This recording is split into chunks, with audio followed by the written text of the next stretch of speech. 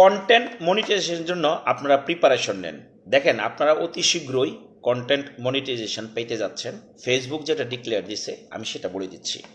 Facebook বলছে যে আপনাদেরকে ফেসবুক 31 আগস্টের আগে কন্টেন্ট মনিটাইজেশন দিয়ে থাকবে।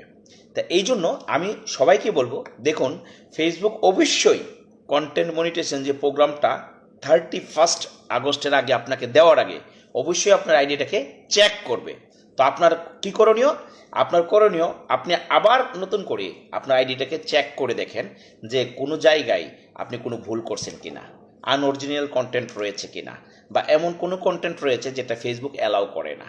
এইগুলো চেক করেন, চেক করে নিজের আইডিটাকে নিট অ্যান্ড ক্লিন করে রাখেন, যাতে এই যে 31 আগস্টের আগে ফেসবুক যে প্রোগ্রামটা দিতে যাচ্ছে এটা খুব সহজেই আপনারা পেয়ে যাবেন।